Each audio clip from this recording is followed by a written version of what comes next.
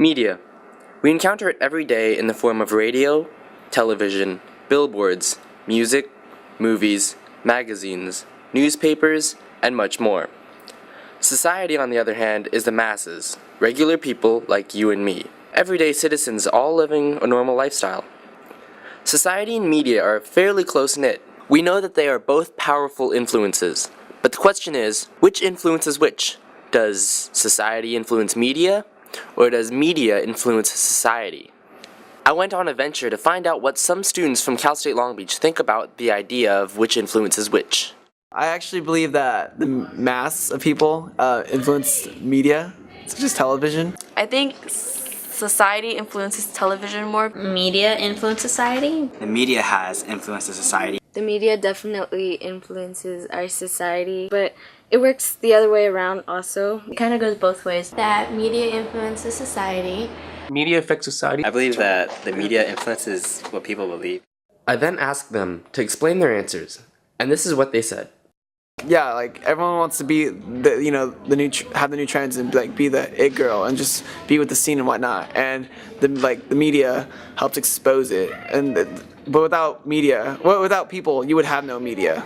So say that a person has a really nice figure, and say that people who create television will be like, oh, that's really hot, I'm gonna put that on TV. And people are like, oh, since it's on TV, I want to be like that person. So society actually influences TV because then TV picks up what society thinks is hot. Usually what happens in TV and like in movies goes along with like people copy it. Let's just say the media, when they put something on the news, they're able to strike fear into society, you know? So like whatever the media puts on, the viewers will always believe it's true, or most of the time believe it's true.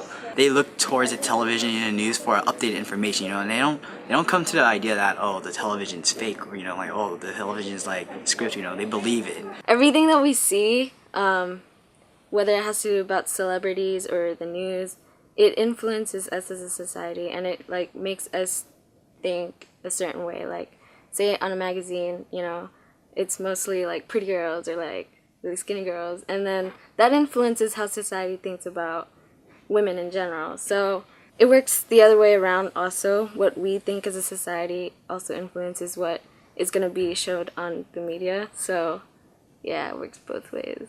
I think that the media gives the people what they want, but also that what they want is what the media is giving them. An example of this would be probably post-World War II during the 50s when I Love Lucy was popular.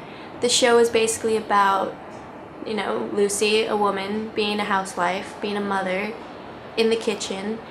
And I think media was influenced at the time because women at the time were housewives. And I also think that media influenced society nowadays with examples like the pregnancy pact, Teen Mom, with that whole incident of girls in their teens going out and getting pregnant because of the media. So I think that they both influence each other. Kids these days are corrupted by what they see on the internet. However, what kids do, their actions also affect what's being shown on the media, so it goes both ways. Whatever the media projects onto, like, say, television, people tend to believe what they see. So, for example, when people advertise something, they'll tend to believe it, and then they'll probably be influenced by it. Everyone has their own opinions about it, but the truth about the way media and society actually work is in a cycle. Each influences the other, always at the same time, in a constant struggle. However, there does need to be something to start the cycle, a trigger. In order for a cycle to start, there must be some sort of push to get the gears turning.